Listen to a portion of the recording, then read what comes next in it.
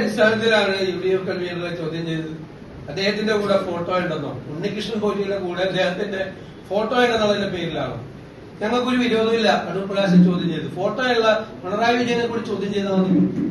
ഉണ്ണികൃഷ്ണൻ പോറ്റിയുടെ കൂടെ ഉണ്ണികൃഷ്ണൻ പോറ്റിയുടെ ഈ കളവ് പുറത്തു വരുന്നതിന് മുമ്പ് ഉള്ള ഫോട്ടോ ഉള്ള എല്ലാവരെയും ചോദ്യം ചെയ്യാൻ ഒരു വിരോധമില്ല. പിണറായി വിജയന്റെ കൂടെ അദ്ദേഹത്തിന്റെ പടം കൊണ്ട് ചോദ്യം ചെയ്തോട്ടെ. അല്ലാതെ ഞാൻ ചോദിക്കട്ടെ, 3 CPM നേതാക്കന്മാർ ജയിലിൽ കിടക്കുകയാണ്. അയ്യപ്പന്റെ സ്വർണം കവർന്നത് ആണല്ലോ.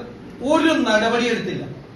ഇവിടെ പയ്യന്നൂരിൽ ധനരാജന്റെ രക്തസാക്ഷി ഫണ്ട് പാർട്ടിയുടെ MLA അടക്കമുള്ള നേതാക്കൾ തട്ടിയെടുത്തു എന്ന ആരോപണം ഉന്നയിച്ച പാർട്ടി ജില്ലാ കമ്മിറ്റി അംഗത്തിനെതിരെ നടപടിയെടുത്തു. തട്ടിപ്പ് നടത്തി എന്ന് ചൂണ്ടിക്കാണിച്ച ആൾക്കെതിരെ നടപടിയെടുത്തു. തട്ടിപ്പ് നടത്തി ജയിലിൽ കിടക്കുന്ന ആളുകൾക്കെതിരെ നടപടിയില്ല. ഇതെന്തൊരു പാർട്ടിയാണ്? അത് ഞങ്ങൾ പറഞ്ഞല്ലോ, SITയുടെ മീതെ സർക്കാർ സമ്മർദ്ദം ചെലുത്തുകയാണ്. എത്ര പ്രാവശ്യം വേണമെങ്കിലും മൊഴിയെടുത്തോണ്ട് അവർക്ക് പറയാനുള്ള കാര്യങ്ങൾ പറയും. 2019 ഈ കളവ് നടന്നത് ആണല്ലോ.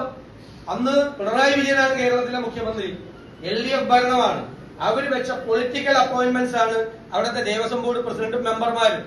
അവരാണ് കളവ് നടത്തിയതിന്റെ പേരിൽ 2 ദേവസ്വം ബോർഡ് മെമ്പർമാർ ജയിലിൽ കിടക്കുകയാണ്.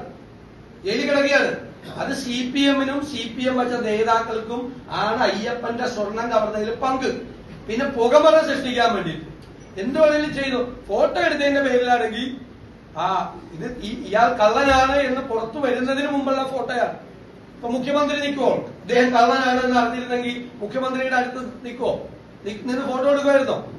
അതുപോലെ തന്നെ ഇയാൾ കള്ളനാണെന്ന് അറിയില്ല, അദ്ദേഹത്തിന്റെ ലോക്സഭാ സീറ്റിൽപ്പെട്ട ഒരാളാണ്, ഒരു വോട്ടറാണ്, അത്രയേ ഉള്ളൂ.